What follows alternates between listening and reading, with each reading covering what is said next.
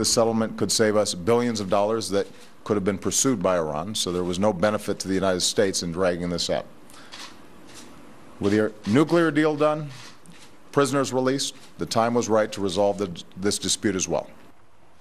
Well, that was President Obama back in 2016 admitting his administration secretly paid Iran $400 million in cash. That coincidentally occurred on the same day Iran released 4 American hostages. Now, the chairman of Iran's parliament claims the Obama administration also granted 2,500 U.S. citizenships to families and friends of the Iranian government. Joining me now is Y.J. Fisher, former assistant coordinator for Iran nuclear implementation, who personally negotiated the Iran deal. She joins us now. Y.J., you helped put this deal in place. What can you tell us about this claim being made? Well, it's good to be here. So the first thing to say is it's false. The claim is totally false.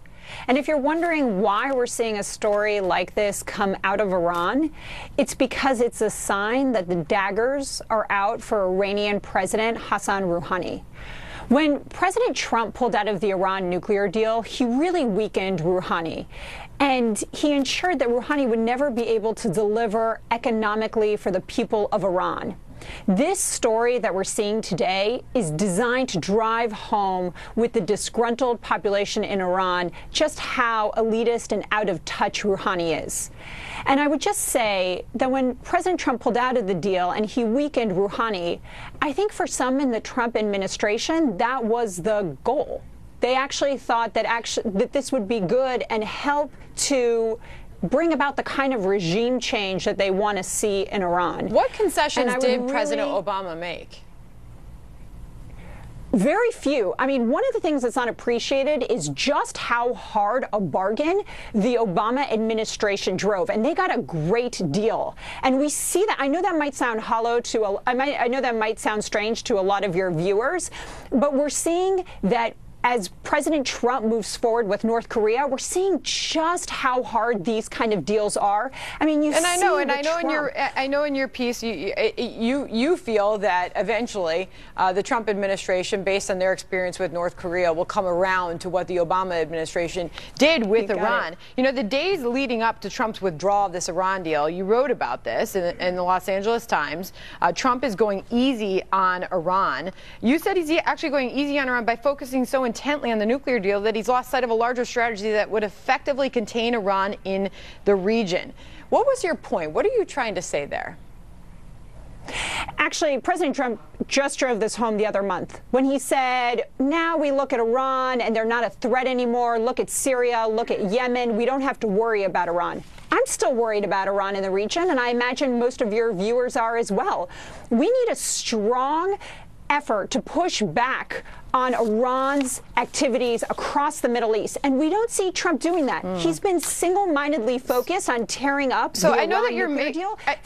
I know you're saying this claim is false. I want to be clear on where this claim is coming from. The chairman of Iran's parliamentary nuclear committee, and he is also a member of its National Security and Foreign Affairs Committee. And I know you tried to answer this question before about why these reports are out there, but why would he make this claim?